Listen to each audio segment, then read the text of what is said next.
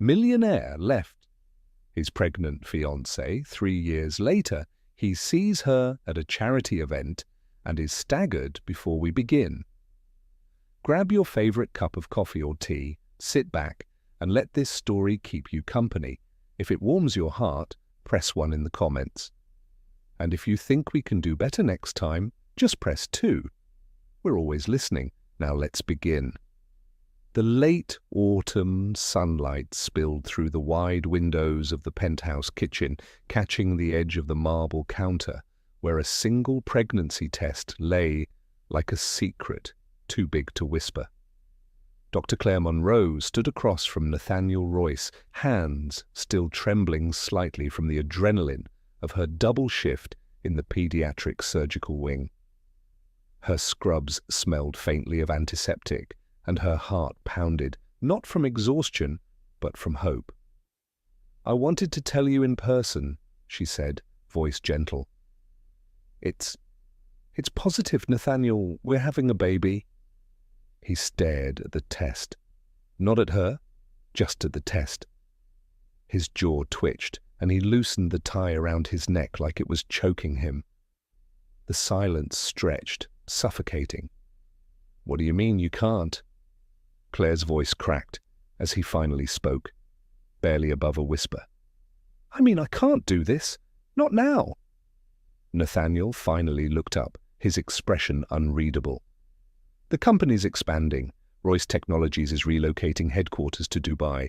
The merger is done. I'm marrying Victoria Lynn next month." The words landed like a slap. Claire blinked. "Victoria Lynn? Your investor's daughter?" He didn't answer. He didn't have to. "How long, Nathaniel?" "It's not about her," he said, too quickly. "This is about the business. The board needs assurance. The merger requires—" "You're talking to me about business?" Claire's voice rose, cracking like ice beneath a storm. "I'm carrying your child, and you're giving me boardroom strategy?" Nathaniel stepped back, grabbing his briefcase. "You'll be taken care of. The loft's yours. My legal team will handle the financials. The accounts—" "Stop." Claire moved between him and the door. "Look at me. Look me in the eye and tell me the last 4 years meant nothing to you." He paused, met her gaze, and what she saw there chilled her more than the betrayal. Nothing. Just nothing. Not anger, not regret. Just emptiness. "I'm sorry," he said finally. The words were mechanical, lifeless. He walked past her, paused at the door. "Don't try to contact me." Then he was gone. The door clicked shut like the end of a chapter. Claire stood frozen in the kitchen, her hand still resting on the edge of the counter. The pregnancy test beeped softly, the digital screen still glowing. Positive. Her phone buzzed. A message from Rachel. "How'd he take the news?" Buzz. Another notification. "Royce Technologies finalizes global merger. CEO Nathaniel Royce to wed heiress Victoria Lynn in Dubai ceremony." Claire ran to the bathroom, barely made it before the nausea hit. The cold tile bit into her knees as she retched, one hand instinctively flying to her belly. She could hear her heart pounding in her ears. Her pager vibrated from the scrub's pocket she hadn't changed out of. Emergency consult. Pediatric wing. OR2. Duty called. Even now. Claire pulled herself upright, splashed water on her face, and stared into the mirror. Her eyes were bloodshot, her lips pale, but behind the exhaustion, behind the betrayal, behind the heartbreak, there was something else. Steel. She was Dr. Claire Monroe, pediatric heart surgeon. Abandoned fiancé, yes. Single mother-to-be, yes. But she was not broken. She grabbed her keys, then paused. The pregnancy test was still on the counter, a glowing symbol of a moment that had redefined her life, twice over. She pocketed it. On the elevator down, she messaged Rachel back. "He's gone. I'll explain later. Heading to OR now." The doors opened. Claire stepped into the hospital lobby, shoulders back, head high. She had 9 months to figure out how to be a mother, but right now, she had a life to save. Claire leaned against the cold metal of the ATM, her fingers trembling as she tried her card for the fourth time. Access denied. She stared at the screen, willing it to change, to blink, to undo what had just happened. But the result stayed the same. Denied. Her entire body sagged. Not just the joint savings, not just the emergency fund, even her personal account. Cleared out. Footsteps echoed on the quiet sidewalk. "You look like hell," said Rachel Brooks, appearing beside her, 2 steaming coffee cups in hand. Claire took one mechanically. "He cleaned me out," she whispered. "Every account, even the personal one, somehow." Rachel's eyes darkened. Her normally perfect posture stiffened. "That's illegal. He can't." "He did. His name's on everything," Claire murmured. She scrolled through her phone, showing Rachel the string of financial alerts. "And the loft? I tried the keycard after my shift. Doesn't work." "You're kidding." Claire shook her head. "Where did you sleep?" "The on-call room." Rachel's silence was thick with rage. She finally handed over the coffee. "Drink. You're staying with me." "Rachel, I've got a spare room since Jenny moved out. And I already texted my brother. He's bringing boxes." Claire grimaced, sipping the coffee. "Morning sickness makes this taste like battery acid." Rachel rolled her eyes. "We'll switch to ginger tea. You're not doing this alone, Claire. Not now." Claire's phone buzzed again. "Margaret?" No, Eleanor Royce, Nathaniel's mother. 6th missed call. Rachel peered over her shoulder. "She's tried calling the hospital too. Wants you to move back to Boston, supposedly." "I'm not going back." "You shouldn't." Rachel pulled out her own phone. "Have you seen today's news?" Claire hadn't. She didn't need to, but Rachel pulled it up anyway. Royce Technologies CEO spotted in Dubai with heiress fiancée Victoria Lynn. There he was, Nathaniel. Perfect suit, perfect smile. Victoria's hand draped neatly over his arm like she'd always belonged there. The timestamp on the photo, 3 days ago, he'd already decided. A nurse rushed up behind them, breathless. "Dr. Monroe, your patient from last night, the appendectomy, she's crashing." Claire handed her coffee to Rachel and straightened her coat. "Page Doctor, Levin for backup. I'll be there in 30 seconds. "Claire?" Rachel started. "Later," Claire said, already moving. "Lives to save first, rebuilding later." The next 4 hours passed in a blur of alarms, incisions and adrenaline. When Claire finally emerged from the OR, gloves off, another life stabilized, she checked her phone. 7 missed calls from Eleanor and 1 text from an unknown number. "Legal documents requiring your signature will arrive by courier this afternoon." Rachel was waiting outside the OR with a water bottle and a protein bar. "You're moving in with me," she said simply. "It's settled." Claire opened her mouth to protest. Number Y already mapped out 3 banks within walking distance of the hospital.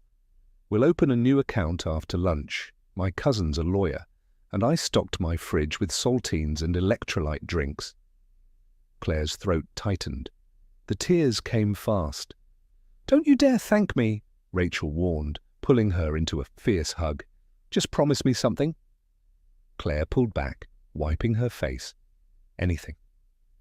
"When you're back on your feet, and you will be, make him regret ever hearing your name."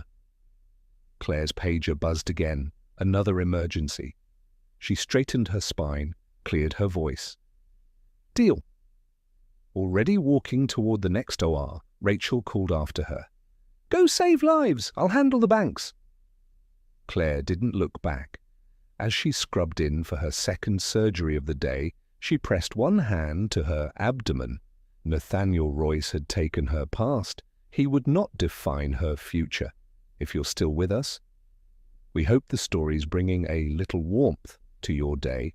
Still sipping your coffee? Type 1 if you're hooked, or BP's dropping again, Dr. Levin called from across the table. Claire didn't flinch. Her hands were deep in the small chest cavity of a 6-year-old boy, working with swift, exacting precision. Every breath the child took now relied on the muscle memory she'd spent years perfecting. Every second counted. "I know exactly what the vitals are doing," Claire said calmly. "Clamp the lower artery. We're almost through." The room buzzed with tension. Then a new sensation, deep, sharp, a contraction. Claire's jaw tightened. "Dr. Monroe," a nurse said hesitantly, You're in labor, aren't you?" "Focus," Claire said. "This child's heart needs stabilizing." The anesthesiologist spoke next. "We're seeing rhythm again, normal sinus." "Hold it." Claire adjusted the stitching, carefully securing the repaired vessel. "Close for me." Another contraction ripped through her body. Sweat trickled down her temple. But the child on the table? Alive, stable. Claire slowly stepped back, letting the scrub nurse take over. "He's going to be okay," she said softly. Then she staggered slightly. "Someone get me a gurney." It was all motion after that. Voices echoing, scrubs being swapped for a gown. Her shoes kicked off in a blur. The sterile white of the hospital delivery room replaced the blue of the operating theatre. She was used to commanding a surgical team, not lying vulnerable beneath fluorescent lights, clutching the sides of a hospital bed. Still, Claire asked the same question over and over again. "Is my patient stable?" "Yes," Rachel said, appearing beside her, gloved and ready. "Now it's your turn." The pain was blinding, but Claire bore down through it like she had through everything else. The contractions came harder, closer, and then a cry. One sharp, strong cry that pierced the entire room. Claire collapsed into the bed, breath ragged, tears running freely now. "Let me see him," she whispered. Rachel placed the small, squirming bundle in her arms, a tuft of dark hair, a chin she knew too well, fingers that curled instinctively around her pinky. "He looks like him," Claire whispered. "He looks like you," Rachel corrected firmly. "Strong, stubborn, already proving people wrong by arriving during surgery." The nurse re-entered holding a large bouquet of pristine white lilies. "These came for you, Doctor." Monroe Claire frowned. "Who?" The card was short, elegant handwriting. "Congratulations." "Eleanor Royce." Rachel raised an eyebrow. "Want me to toss them?" Claire stared at the flowers, then at her son. "Number put them by the window," she said quietly. "She's his grandmother, whatever else she might be." A knock came at the door. Dr. Levin peeked in. "Your patient from earlier. He's recovering beautifully. His parents are asking for you." "Tell them," Rachel said, "Dr. Monroe is recovering from saving their child while giving birth to her own." Claire barely heard them. She was lost in the tiny face in her arms, in the strength of his grip, in the soft, rhythmic rise and fall of his chest. "Hello, Eli," she whispered. "We're going to be okay." Her phone buzzed on the side table. News alert. Royce Technologies opens Dubai headquarters. Claire didn't even look at it. She was holding everything that mattered, and everything she needed to begin again. 3 weeks after giving birth, Claire stood in Rachel's kitchen, bottle warming one-handed while reviewing patient charts on her tablet. A soft gurgle came from the baby swing beside her. Eli blinked sleepily at the spinning mobile overhead. "You're impossible," Rachel muttered, walking in with a mug of tea. "You had a C-section, Claire. Sit down." Claire shook her head, not looking up. "He's napping. I've got 15 minutes. "Normal women would be binge-watching daytime dramas. I'm not normal." Rachel smirked. No argument there. Claire didn't say it out loud, but she couldn't afford normal. Normal had vanished the moment Nathaniel walked out that door. Now, Every moment had to serve a purpose, whether it was nursing, studying, or planning, because Claire had a plan. She'd learned long ago that heartbreak didn't end careers, but in her case, it might just launch one. Eli slept through the afternoon as Claire stepped into the hospital's small office for residents on leave. The door barely closed before Rachel dropped a file folder on the table. "Research grant," she said. "Pediatric cardiac techniques. I pulled some strings." Claire blinked. "You're kidding. You're the most brilliant surgeon we've got. Motherhood doesn't cancel that." Claire opened the file. Hospital letterhead, proposal approval, full funding, her name in bold at the top. Dr. Claire Monroe, principal investigator. Something shifted in her chest, a flicker of warmth, of hope. "When do I start?" she asked quietly. "Now," Rachel said. "We'll build your lab next to the NICU, and before you argue, yes, the hospital has an infant daycare. The head nurse already loves Eli." Claire's eyes watered. She blinked hard. "You okay?" Claire nodded.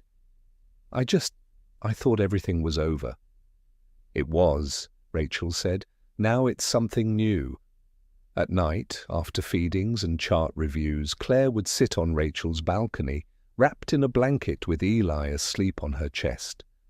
The city sparkled below, 1,000 lives buzzing with ambition and noise, but in this small space of quiet, Claire dreamed differently now, not of penthouses and power, but of impact, of healing, of building something real. One night, her phone lit up again. Missed call. Eleanor Royce.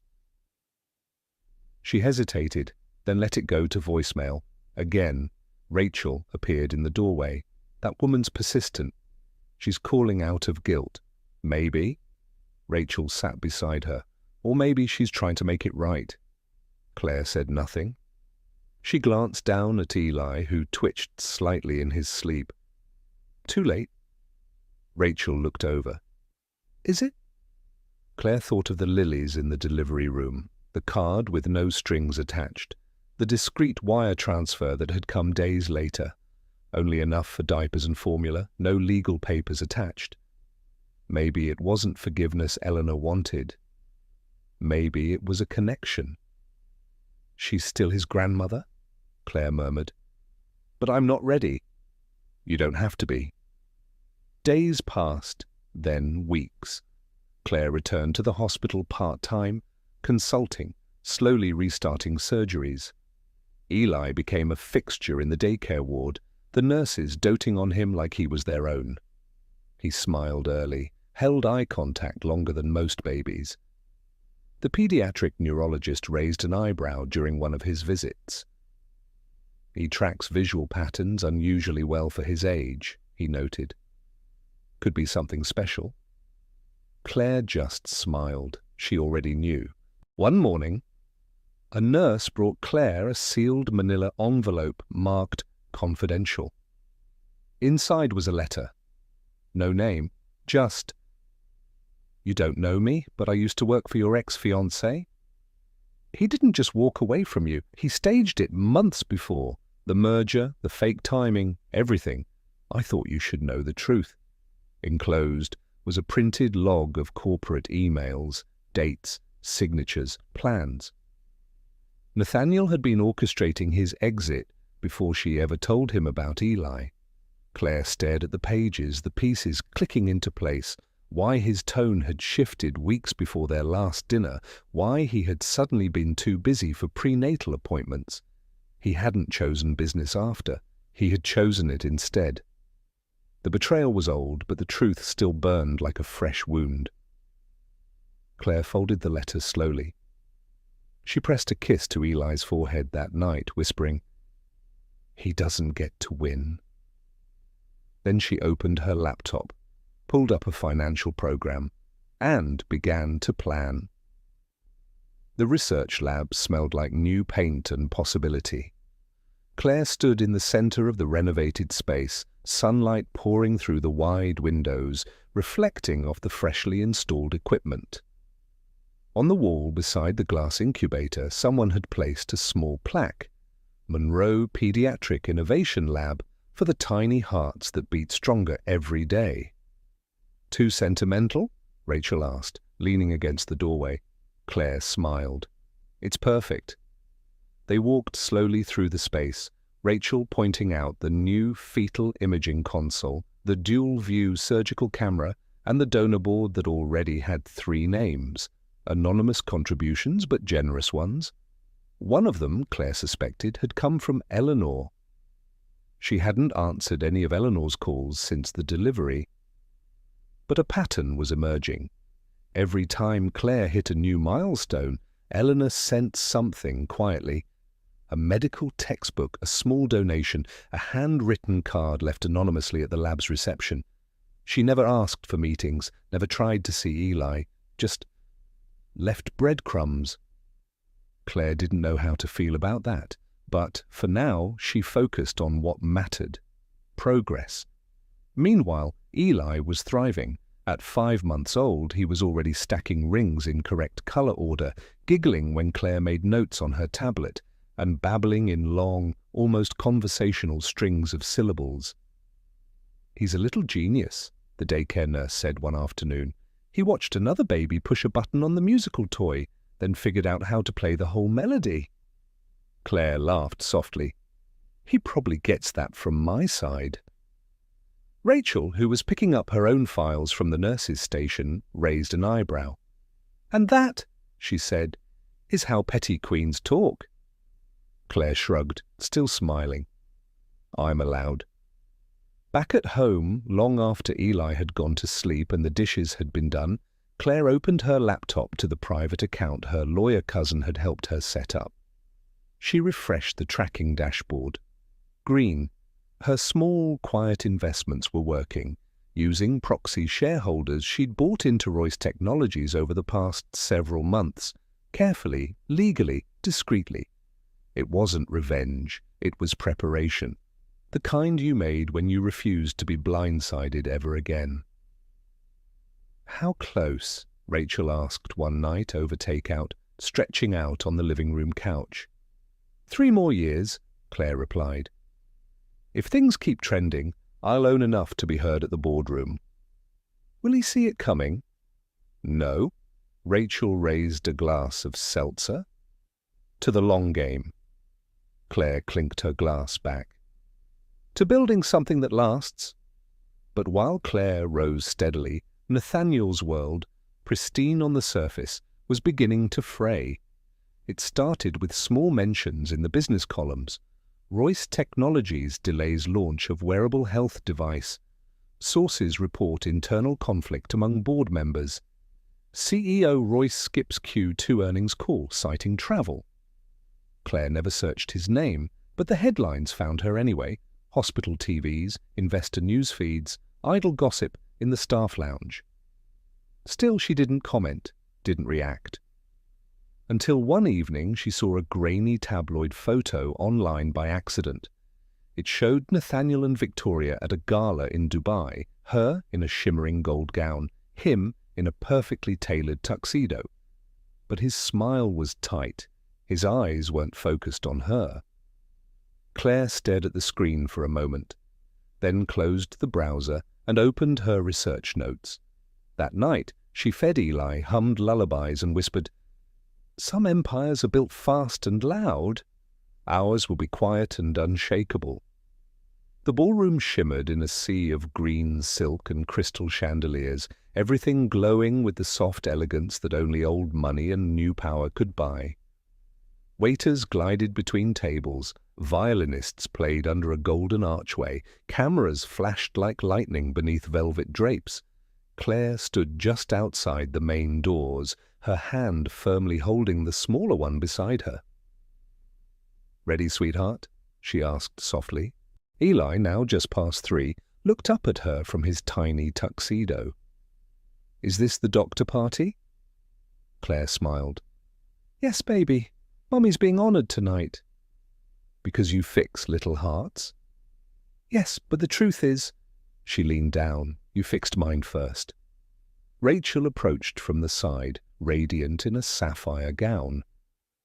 They're ready for you backstage. I'll take Eli when it's time." "No," Claire said, her voice steady. "He stays with me." Rachel paused. "You're sure?" Claire nodded. "The world can see what real strength looks like." Inside, the crowd buzzed. A hush fell over the room as the MC stepped up to the stage. "Tonight, we honor a pioneer in pediatric medicine, a woman whose surgical innovation is saving children across the country. Please welcome Dr. Claire Monroe."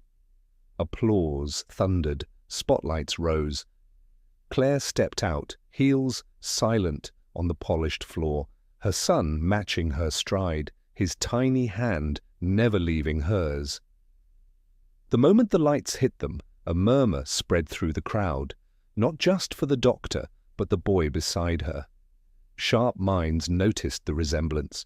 Sharper hearts felt the weight of the story being told without a word. One set of eyes froze entirely. Across the room, near the bar, Nathaniel Roy stood, glass in hand, jaw slack. He had come for optics, to be seen, but now he was seeing something else entirely. The boy was his. Claire didn't glance at him, didn't break stride. She reached the podium and took a steadying breath. 3 years ago, she began, I stood in a surgical suite with a child's life in my hands. I was exhausted, terrified, and unknowingly in labor with my son. Soft laughter rippled through the audience. I finished the procedure, and within the hour, Eli was born. I remember holding him and realizing, life doesn't wait for us to be ready. It doesn't care about timing or comfort zones. It just begins. She looked down at Eli, who smiled at her with all the light in the world. And sometimes, in the middle of that chaos, we find strength we never knew we had. In the crowd, Nathaniel's grip on his glass tightened. He hadn't known. He'd suspected, maybe. But to see it, to see the boy, his son, standing on a stage he'd never earned, was something else entirely. Victoria, at his side, leaned in. "That's him, isn't it?" He didn't answer. Because what could he say? Claire's voice rang clear. "My team's technique has now saved hundreds of young lives, but my greatest achievement is the little boy who stood by me through every long night, every breakthrough, every heartbreak." She knelt. Eli, grinning, held out the award just as they'd practiced. "Congratulations, Dr. Mummy," he said, into the microphone, to the delight of the entire ballroom. The applause rose again, louder now, warmer, a standing ovation. Cameras flashed. Rachel watched from the wings, mist in her eyes. Claire stood with the crystal award in hand, Eli cradled against her hip, and met the moment with unshakable calm. She didn't look at the bar. She didn't need to. Later, at their table, Claire sipped her water while Eli charmed the hospital board with his detailed knowledge of heart chambers. Rachel leaned in. "He was watching, from the moment you stepped on stage." Claire didn't ask who. "I think seeing Eli broke him," Rachel continued. Claire turned her head slowly. "Then let him break." When the gala ended and the cameras were packed away, Claire walked Eli to the car. He clutched his little doctor pin like a treasure. "Did I do good, Mommy?" "You were perfect," Claire whispered. As she buckled him into his seat, a distant voice called from behind. She turned, slow and deliberate. Nathaniel stood by the valet stand alone, unsure, stripped of certainty. She said nothing. He said nothing, just stood there like a man who'd missed the exit to his own life. Then Claire turned away and never looked back. The flowers arrived the next morning. A pristine bouquet of white orchids tied with a blue silk ribbon sat waiting in the hospital staff lounge. No note, no sender name, but Claire didn't need one. Rachel picked them up with a scoff. "He thinks orchids can erase 3 years of silence." Claire took them without emotion and placed them by the reception desk. "Let the waiting room enjoy them," she said, already turning back to her patient files. That afternoon, he showed up. Not at her home, he didn't know where she lived. Not at daycare, he wouldn't dare. He came to the hospital, of course. Claire was reviewing imaging results in the pediatric wing when a young volunteer approached, wide-eyed. "There's a man at reception asking for you. Tall, expensive suit, didn't give a name." Rachel stepped into the hallway a second later, already holding her phone. "He's here." Claire didn't sigh. She didn't even blink. Instead, she walked, slowly, calmly, to the glass doors of the main lobby. Nathaniel stood just beyond them. Everything about him was the same, tailored, polished, composed. But his eyes weren't. They were searching, nervous. Something he wasn't used to being. Claire didn't let him speak first. "You shouldn't be here," she said, arms crossed, voice cool. "I just want to talk." "You made your choice," she said. "You don't get to revisit it now."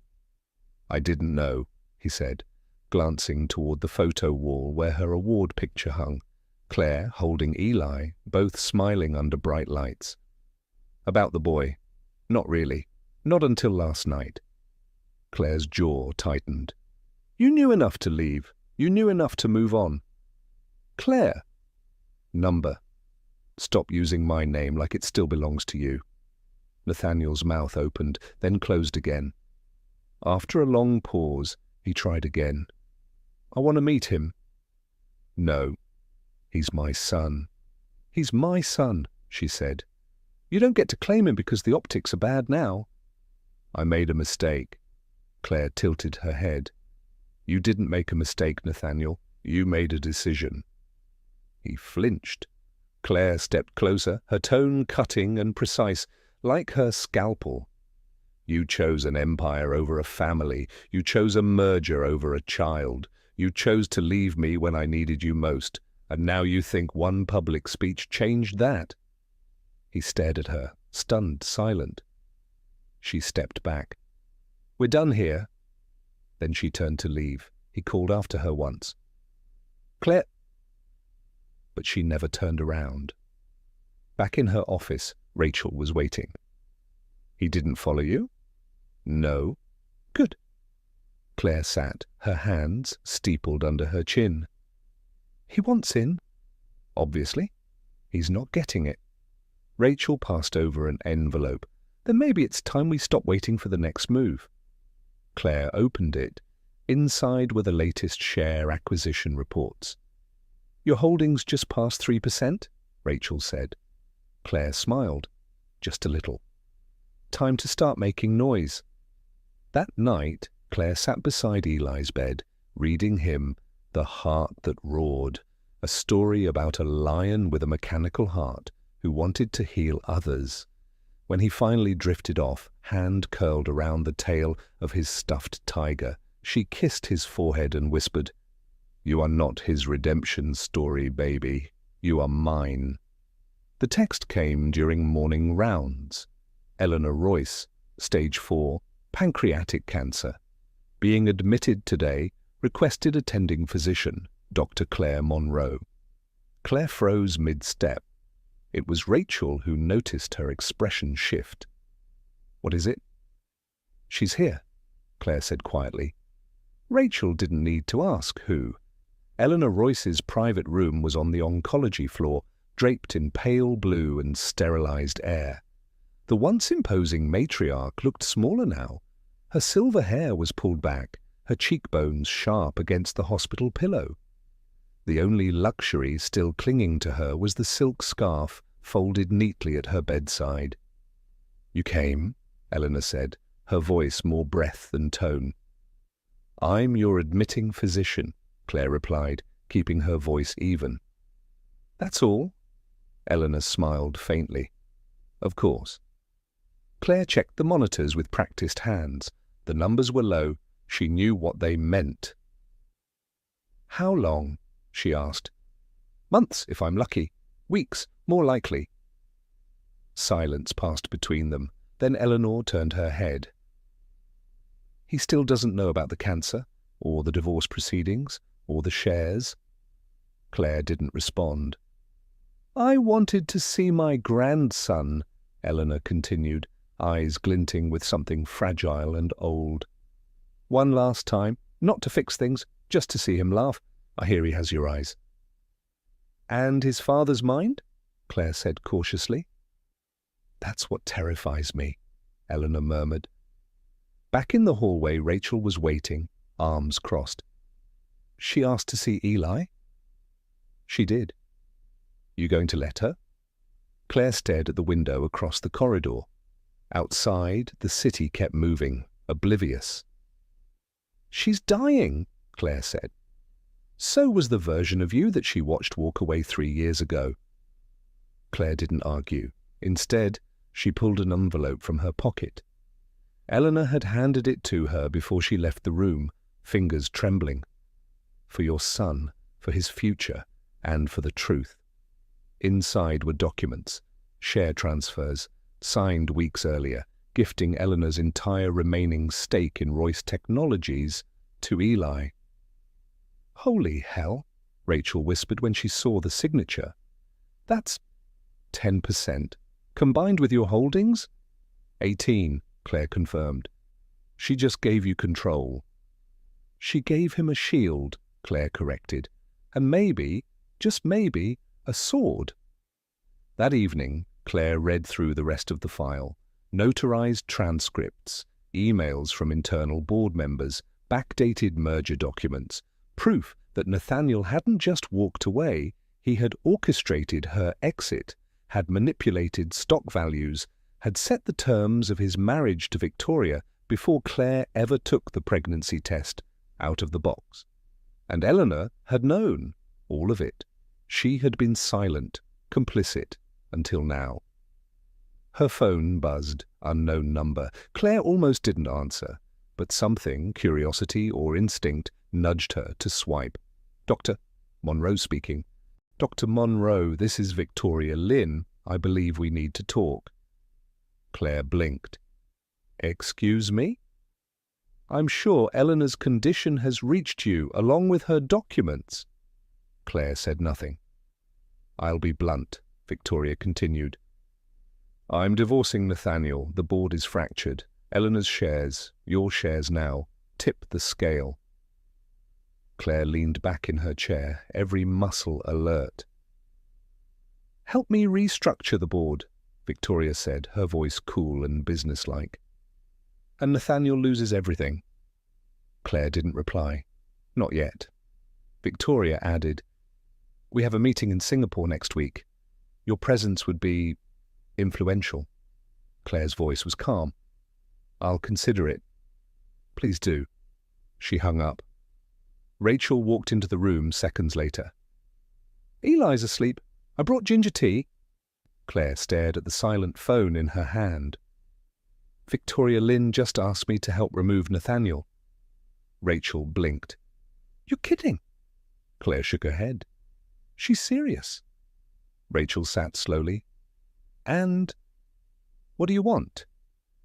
Claire was quiet for a long time, then finally, I want a future where my son never has to fight the battles I did. And if that means taking down the man who built his empire on betrayal, so be it. The next morning, Claire wheeled Eleanor outside into the hospital garden. Eli was waiting by the fountain, holding a drawing in both hands, a picture of a heart, carefully coloured with crayon valves and bright red arrows. He ran to Claire, then stopped as he noticed the woman in the chair. She smiled. Hello, Eli, Eleanor said, her voice breaking. I'm your grandmother. He tilted his head, curious but not afraid. Claire watched them quietly. 3 generations between blooming roses and slow-drifting clouds. And for the first time in years, something inside her began to heal. Not forgive, but heal.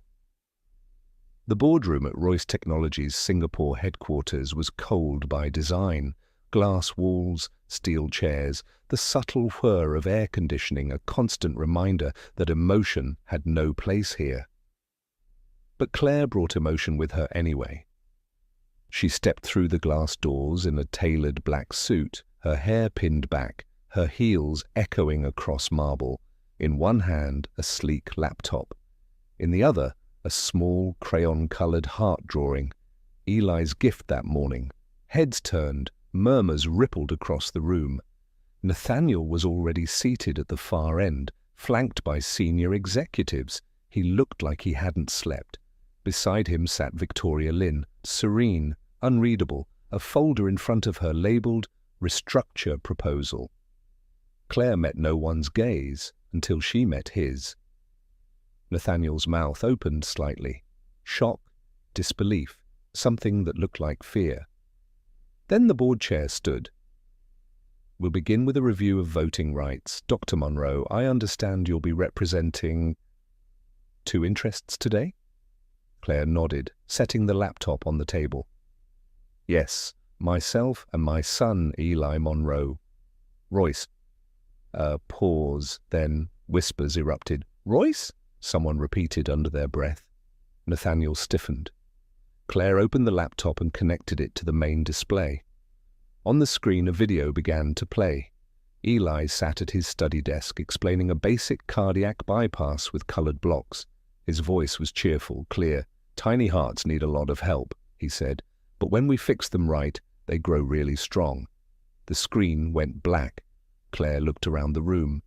That's Eli, she said evenly. 3 years old, IQ tested at 164. My son, she, looked directly at Nathaniel. Our son. The room fell into stunned silence. One board member dropped his pen. Another blinked rapidly, as if unsure this was real. Nathaniel didn't speak, didn't move, didn't deny. Claire placed both hands on the table. As Eli's legal guardian, and by the authority granted through Eleanor Royce's transfer of shares, I now represent 18% controlling interest in this company. She paused, and I'm voting in favor of Ms. Lynn's restructuring proposal. Another pause, then the chair cleared his throat. The motion to remove Nathaniel Royce as CEO passes with a majority vote. Gasps, stunned silence, the kind that always follows a clean incision. Victoria stood slowly. Effective immediately, the executive committee will assume interim control. Nathaniel finally rose to his feet. You can't... Claire turned to him. Her voice was razor-sharp. You did this. You walked away from your son, from your integrity, from every life you affected along the way. His voice cracked. Claire, I have a patient waiting, she interrupted, already gathering her laptop. My lawyer will coordinate the transition. She walked out before he could respond. She didn't need to hear excuses. She'd spent 3 years carrying consequences. On the tarmac of Changi Airport, Claire's phone buzzed. A message from Rachel. Margaret's crashing. Get back. Now, her heart slammed into her ribs. She was already boarding. She didn't need to reply. By the time she landed in Seattle, it was too late. Eleanor Royce, Margaret in Eli's terms, had slipped away just an hour before Claire arrived. Eli had been holding her hand when it happened. Rachel sat beside him in the quiet room, reading softly from one of Eleanor's gifted books. Rachel stood when Claire entered. She left this for you. An envelope, a USB drive, a handwritten letter addressed to Claire and to the son who carries more strength than any of us ever deserved. Claire sat by the window and began to read. By now the board meeting is over. I hope you showed them our boy's brilliant mind. The USB holds everything, Nathaniel's merger fraud, the backdated documents, the truth. Not for revenge, but for protection, for Eli. He will inherit more than shares. He will inherit stories. Let them be shaped by love, not lies. Use this wisely and love him enough for all of us. Eleanor Clare closed her eyes, pressing the paper to her chest.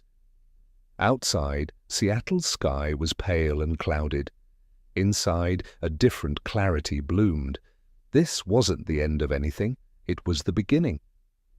The hospital was quiet the morning after Eleanor's passing. Not the usual sterile hush, but something softer, reverent, as if the walls themselves knew they had lost someone who once held more power in silence than most did in speech. Claire stood by the window of her office, watching a light rain streak across the glass. Beside her sat a stack of files, a bouquet of condolences, and 2 letters in matching envelopes, one from Eleanor, one from Nathaniel. The latter she hadn't opened yet. Not because she feared it, but because she didn't need it. Her office phone buzzed. "Dr. Monroe?" her assistant said carefully. "Nathaniel Royce is in the lobby. He says he won't leave until he sees you." Claire didn't hesitate. "Call security. He has papers," the assistant added. "Says they're from Eleanor. Something for Eli." That gave her pause. "Give me 5 minutes." She found Nathaniel near the hospital's fish tank, Eli's favorite spot. He looked nothing like the man she had once loved. The pristine suit was wrinkled, his shoulders hunched. His eyes, once sharp with ambition, were now dulled with something closer to defeat. Claire approached, arms crossed. "I won't stay long," he said immediately. This is from my mother. Her lawyers just released it." For Eli, he held out a thick envelope. Claire took it without stepping closer. "That's all?" she asked coldly. Nathaniel exhaled. "Number I know it's too late. I know what I did can't be undone, but I need you to hear something." She didn't respond. "I was wrong," he continued, "about everything. The merger, the lies, walking away. I see that now." Claire's voice was a blade. "You don't get to make this about your redemption arc." "I just want to meet him." "No." "He's my son." She stepped closer, every word deliberate. "You don't get that word, not after what you did." Pain flickered across his face. "Please." Claire stared at him a moment, then nodded to the approaching guards. As they neared, Nathaniel pulled out a smaller envelope. "It's a letter. For him. For when he's older. Please, just—" Claire took it, only because it was easier than prolonging the conversation. "You should know," she said quietly. "He's already surpassed your company's best engineers. At 4. The pain deepened. "Like father, like—" "No," Claire interrupted. "Like mother, like son." The guards arrived. She turned away. That night, after Eli had fallen asleep with his usual clutter of books about anatomy and spaceflight surrounding him, Claire sat at her desk. She placed Eleanor's letter, Nathaniel's letter, and 1 blank sheet of her own in front of her. She opened Nathaniel's first. It was filled with apologies, explanations, regrets. Too many words, too little weight. She folded it gently, placed it back in the envelope, and dated it for Eli's 18th birthday. Then she opened her own blank page and began to write. Her hand was steady. Her thoughts were not. But the words came anyway. "My dearest son, your father chose an empire of glass and steel. I chose you. And it was the easiest decision I ever made. Love, Mom." She folded the page and placed it between the others, then sealed the entire packet in a fresh envelope, labelled in her careful handwriting, "For Eli on his 18th birthday." She placed it in the back of her locked file cabinet. A chapter closed, not forgotten, but sealed. Her phone buzzed with a breaking news alert. Crawford Technologies assets seized, former CEO Nathaniel Royce under investigation. Claire didn't read further. She walked quietly to Eli's room, checked that his covers hadn't slipped off, and smiled at the way he hugged a small, plush anatomical heart to his chest. "Some choices echo forever," she whispered to herself. "But not all of them deserve to." She turned off the light and walked away from the past, finally, for good. The ballroom at the Henderson Medical Conference Center pulsed with soft orchestral music and the low hum of distinguished conversation. The chandeliers sparkled like frost, and the podium at the front of the stage bore a single gold plaque, Medical Innovation Award, Dr. Claire Monroe. Claire adjusted the emerald green evening gown around her shoulders, her eyes scanning the crowd not for approval, but for the tiny hand holding hers. "Ready, buddy?" she asked. Eli, now 6, stood confidently beside her in a miniature tuxedo, his hair neatly combed, his eyes bright with excitement. "Do I say the full sentence?" he whispered. "Or just, 'Congratulations, Dr. Mommy'?" Claire smiled. "Whatever feels right when we get there." Rachel appeared in a sleek navy dress, her eyes gleaming. "They're ready for you backstage. I'll take Eli." "No," Claire said firmly. "He comes with me." Rachel nodded, not surprised anymore. "You're making history tonight," she said. "Might as well do it side by side." As Claire stepped into the spotlight, the applause came like a wave, strong, steady, and filled with something deeper than admiration. Respect. Her name had become synonymous with pediatric advancement. Her surgical technique had become a gold standard across children's hospitals in 6 countries.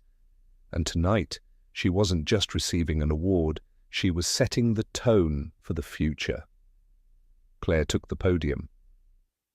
"3 years ago," she began, "I stood on a different stage. At the time, I didn't know I was already carrying a greater legacy than any award could offer." She looked down at Eli, who beamed up at her. "I've spent my life fixing tiny hearts, but it was this boy who taught me what the strongest ones truly look like." Eli stepped forward on cue, lifting the glass award above his head with both hands. "Congratulations, Dr. Mommy," he said, proudly into the microphone, drawing a warm, affectionate laugh from the crowd. The ovation came again, longer this time. Claire gathered Eli in her arms, blinking quickly. At the very back of the ballroom, mostly hidden in the shadows near the emergency exit, stood a man in a plain grey suit. Nathaniel Royce. His face was pale, thinner than before. No camera crews followed him now, no investors, no wife, just him. And the son he'd never met, holding an award he'd never earned, the right to witness. He didn't approach, he didn't speak, he just watched.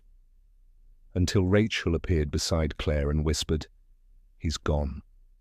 Left right after your speech." Claire didn't react. "Good," she said simply. Later that night, while Eli charmed a small circle of stunned medical researchers with his detailed description of pulmonary valve function, Claire stood beside a refreshment table, watching quietly. "He's terrifying," one doctor whispered. "Incredible." "But terrifying." Claire sipped her tea. "He gets it from his grandmother." She glanced across the room and saw, just before it disappeared in the crowd, the faint glint of someone slipping out the side door. She didn't follow. She stayed, with Eli, where she belonged. The morning sun poured through the tall windows of the newly unveiled pediatric research wing at Henderson Children's Hospital, lighting up the gold letters etched into the gleaming wall, the Eleanor Royce Center for Pediatric Innovation. Beneath it, in smaller but no less striking script, Dr. Lucas Eli Monroe Royce, youngest certified medical researcher in U.S. history. Claire stood just behind the velvet rope, dressed in a clean white coat, her stethoscope looped around her neck. Eli, now 9, adjusted the collar of his own child-sized lab coat, fidgeting with the badge clipped to his pocket. "You nervous?" Claire asked softly. Eli shook his head. "I'm ready." He was. She could see it in his posture, in the steady way he looked around the room at the gathered crowd. Doctors, reporters, donors, a few curious politicians. And somewhere, quietly at the back, she felt him too. Nathaniel. She didn't need to see him. She could sense him like a faint echo from another lifetime. The ceremony was small but meaningful. Rachel, as always, stood to Claire's side like a second spine. The chief of surgery made a short speech. A reporter asked how old Eli was when he first identified a pulmonary shunt on a 3D scan. 6, Claire answered simply. He had drawn it in chalk on the sidewalk the next day. When the curtain dropped and the plaque was revealed, Eli stepped forward without hesitation. He grinned as the applause rose, not basking in it, but understanding it, carrying it. Then he turned to the crowd, and with the poise of someone twice his age, he said, "Thank you. I just want to help kids like the ones my mum saves every day.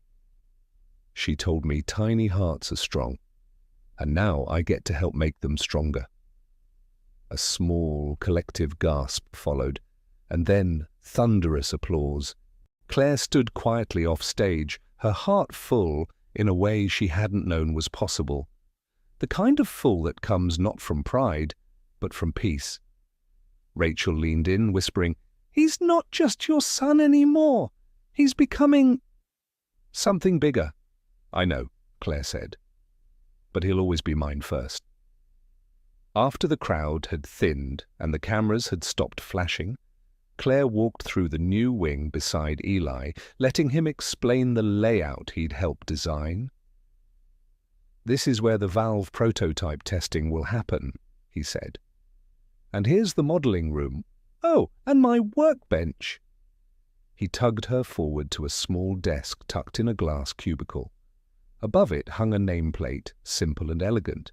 Dr. Lucas Monroe Royce, Junior Research Fellow. Claire read it aloud, tears pricking her eyes. "Dr. Monroe Royce, huh? I wanted to keep both names," he said. "Grandma said legacy isn't just who raises you, it's who you choose to honor." Claire smiled. "She'd be proud." "Are you?" Claire knelt beside him, placing a hand over his small one. "I've always been." Across the hallway, mostly unnoticed, Nathaniel stood watching. He'd aged beyond the years since his fall. His suit was plain, his face softer, more human. And though no one addressed him, Claire saw it, just once, as he lifted a hand and gently touched Eleanor's name on the plaque. No words, just a nod. Then he turned and walked away. Later that afternoon, as Claire prepared for another surgery, Eli bounced into her office with a tablet. "My first case review is tomorrow," he announced. "Want to help me prep?" Claire raised an eyebrow. "You sure you don't want to go celebrate instead?" "Later," Eli said with a grin. "We've got hearts to fix, remember?" She laughed and followed him toward the research wing, their white coats swaying in rhythm. 9 years ago, she had stood in a kitchen holding a pregnancy test and watching her life crumble. Now she walked beside her son through a hospital that bore their name, ready to shape the world together. It had been 3 months since the research wing's opening, and the story of the 9-year-old heart valve prodigy had made national headlines. Claire had stopped counting the media requests. She turned down most of them, not out of pride, but because she and Eli had more important things to do: patient charts, prototype trials, and rounds. They were building a future, not explaining the past. Still, some stories found her anyway. Rachel walked into Claire's office with a printout in her hand and an unreadable expression. "You might want to see this." Claire took the paper and scanned the headline. "Former Tech CEO volunteers at children's hospitals across Southeast Asia." A photo showed Nathaniel, older, unshaven, standing beside a group of children in worn hospital uniforms, holding a tray of donated medical devices. He looked nothing like the man who had once gripped a boardroom with cold calculation. Rachel spoke carefully. He's been volunteering for almost a year now. No press, no investors, no publicity, until someone found out last week. Claire stared at the paper, then folded it neatly and tucked it into the bottom drawer of her desk. "Let him find his peace," she said softly. "Ours is already here." The next day, Eli burst into her office like a storm of lab coat and excitement. "Mom, the dean from Henderson's pediatric program just called. They want me to present my research on early-stage valve flexibility." Claire blinked, momentarily stunned. That's huge." "I know," Eli grinned. "And guess what? I told them I want you to co-present with me." She laughed, warmth blooming in her chest. "Co-present? So now you're the lead?" "Obviously," he said, proudly. "You're just my assistant now?"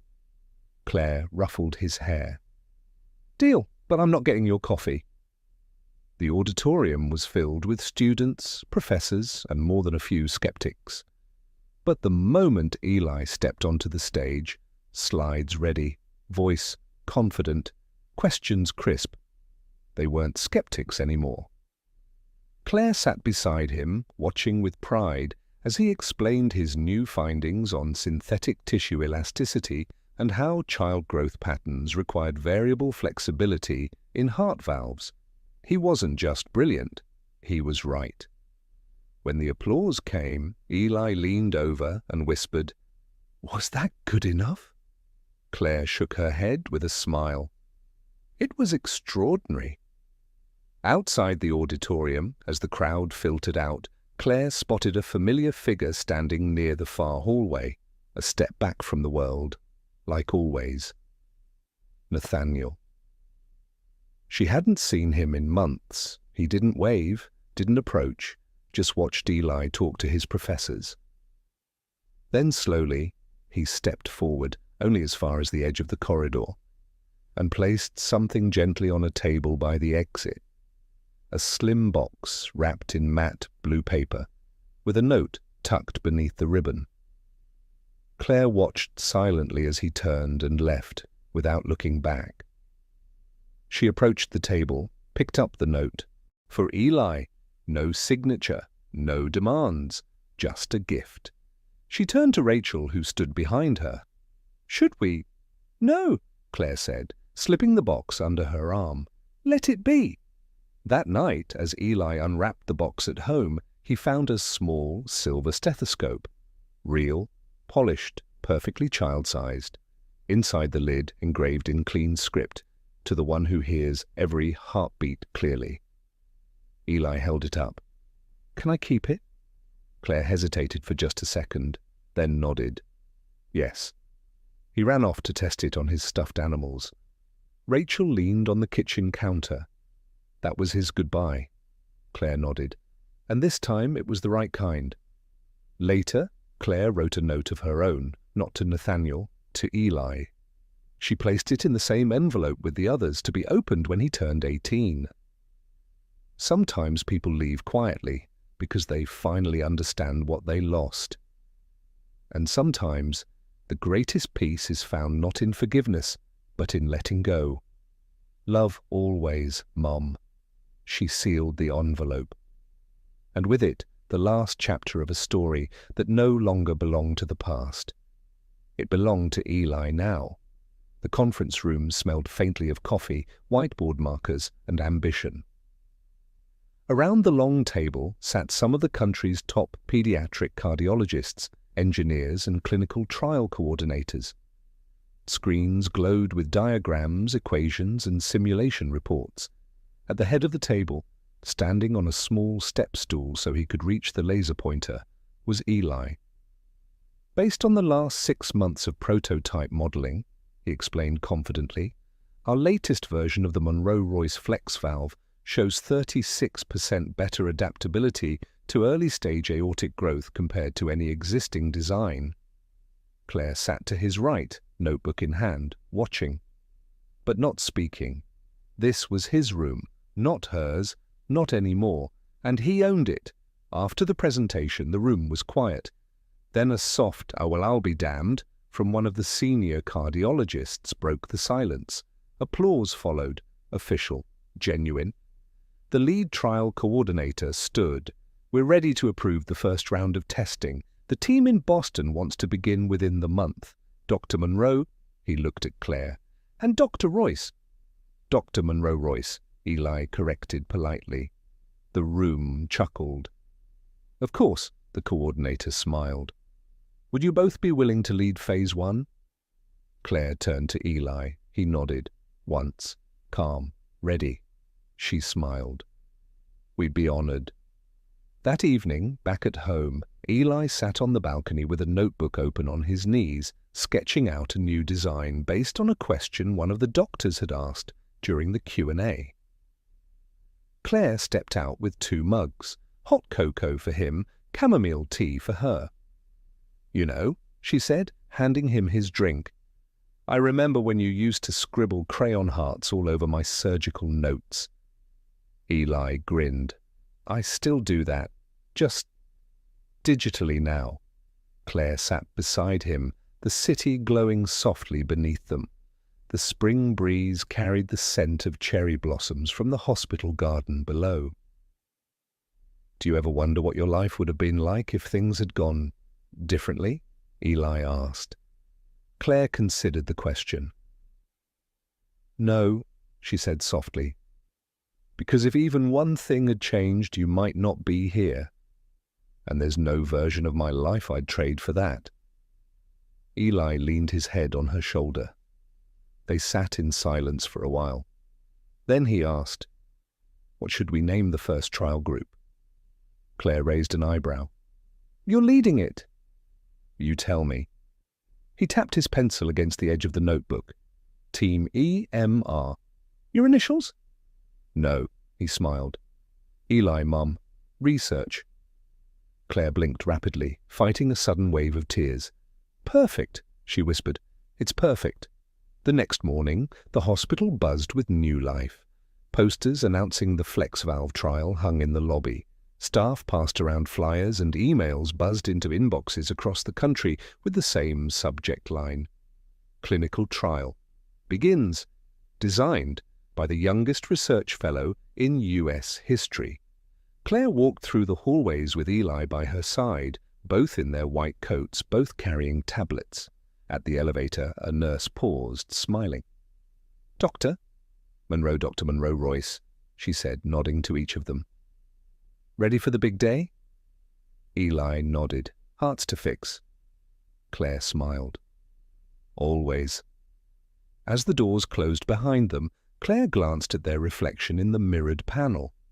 Mother and son, 2 silhouettes in white, equal now, and just getting started. The applause was thunderous, not the polite, measured kind Claire had grown used to at medical galas, but the kind that filled an auditorium from floor to ceiling, pulsing through the carpet, echoing off the ceiling like a heartbeat. She stood at the center of the stage, the lights warm on her face, a crystal award in her hands engraved simply, "Global Pioneer in Pediatric Cardiology, Dr. Claire Monroe." The crowd rose to their feet, doctors, researchers, foundation leaders, even a few former students. But Claire's eyes searched only one face, Eli's. He stood front row center in his tailored navy suit, a lanyard around his neck with the words, "Guest of Honor, Eli Monroe-Royce," his hands cupped around his mouth as he cheered. "Doctor! Mommy!" he called, beaming. The audience laughed warmly, and Claire couldn't help the smile that broke across her face. She stepped to the microphone, the applause slowly fading. "Thank you," she began. "Not just for this award, but for the years of partnership, questions and support from a community that dares to imagine something better for our youngest patients." She paused. "Over a decade ago, I stood in a hospital hallway, terrified and alone, pregnant and betrayed, holding a future I didn't know how to protect." Silence. "But that future, my son, gave me something more powerful than any grant or surgery ever could. She glanced at Eli again, who was watching her intently, no longer a boy, not yet a man, but already a legacy in motion. Hearts are strange things, she said. They break, they rebuild, and sometimes they teach us how to become more than what we lost. A hush hung in the air, then applause again, softer, deeper, the kind that meant they understood. Backstage, after the cameras and handshakes, Eli reached up and took her hand. "You okay?" Claire nodded. "Yeah. Want to know something?" "Always." Eli leaned close. "I think Grandma would have clapped the loudest." Claire felt the tears gather, but this time they didn't sting. They shimmered. "She's clapping somewhere," she whispered. Later that night, they stood in the hospital's cardiac wing, just the two of them, walking past the night shift team as quietly as ghosts. They paused in front of the main lab where their joint plaque now hung. Monroe Royce Pediatric Cardiac Research Division. Claire touched the smooth brass. Eli looked up at her. "Do you think people will remember you more," he asked, "for being a doctor or a mum?" Claire smiled. "Hopefully, both." Eli tilted his head. "Can I be both too?" She laughed softly. "You'll be everything." As they walked out into the cool night, city lights blinking like faraway stars, Claire slipped her hand into her son's. She thought of the girl she'd once been. The one in scrubs, in tears, clutching a pregnancy test in a marble kitchen.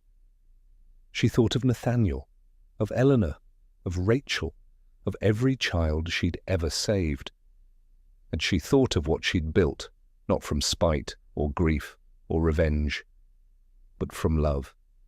One patient at a time, one heartbeat at a time, one miracle at a time. Some empires crumble, others never needed steel or stone, just a mother, a child, and a future worth fighting for.